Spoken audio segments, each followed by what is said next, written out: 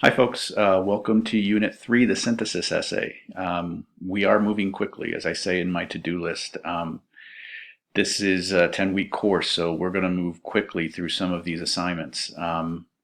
Anyway, this is the synthesis essay, and essentially what I'm asking you to do in this assignment is identify at least two sources of information um, and find commonalities between those sources.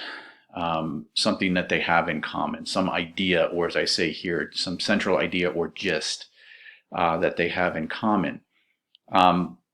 You are essentially, when you write a research paper or you do any kind of research, you're part of a continuing conversation. So once you decide on a topic or a research project, you're going to be reading the research that has come before. And you're going to identify the key components that are important to your own research, and you're going to build upon them. So you're not just going to rehash or redo somebody else's research. You're going to try to find a unique or interesting avenue into that particular topic. And that's essentially what I'm asking you to do here in the synthesis essay. Again, identify two sources of information and provide you want to do a synthesis of those commonalities and then extend the argument if you can.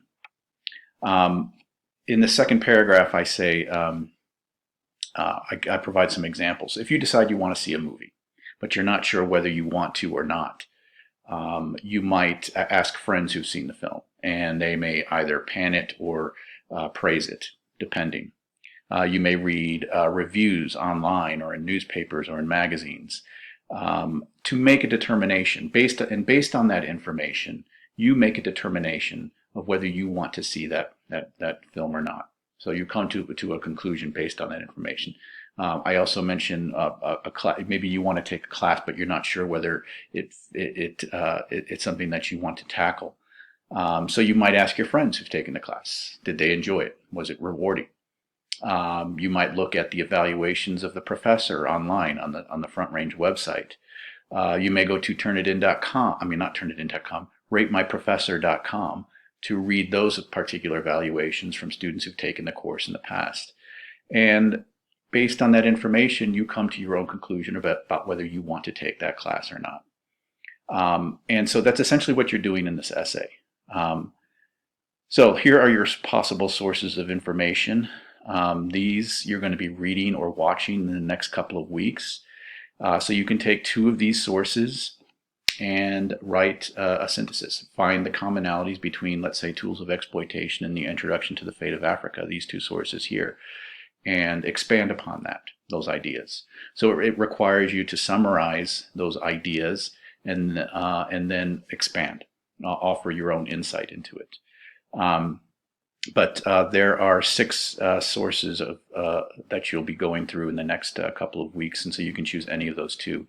I do have a note here. For those of you who have been perhaps thinking or working ahead, perhaps you already know what you want to write about for your final research paper. So if you know you want to write about, let's say, trophy hunting or poaching in Africa, none of these sources here will focus. They don't even touch upon those particular topics. So if you find two other sources of information that focus on big game trophy hunting and poaching, then feel free to use those. You might just want to email me and say you're not using this particular list, so you just give me a heads up. But I would encourage you to think ahead, because in these sources of information here, you're going to come across some really good information, good possible topics for the final research paper, which is going to focus on an issue affecting the African continent. And certainly these sources here will do that. There's plenty. Black Gold, for example, documentary we'll watch next week in week 6. It's about Ethiopian coffee farmers and their plight to make a living. And so I've had students write about Ethiopian coffee situation in the past, and I think there's a sample essay that focuses on that particular issue. So yeah, I want you to think long term, because you can use information in the synthesis essay for your final research paper. So just keep that in mind. Here are some key features of a synthesis essay. Here at the bottom of this page, and then here is information on how to structure. This is just a sample of how to structure a synthesis essay. There are sample essays in D2L, which I'll provide links to at some point as you go through the to-do lists. But this is like the previous two essays. It's worth 10% of your final grade, 100 points, and should be at least 3 typed double-spaced pages, and should incorporate and should include sources and a works cited page. At least those 2 sources that you're going to synthesize. So make sure that you include those in your works cited page. If you go beyond that, that's fine. You can synthesize 3 or 4 sources if you want to, if it's helpful in particular for your final research paper. So that's it. Oh, you should read pages at the bottom of the document.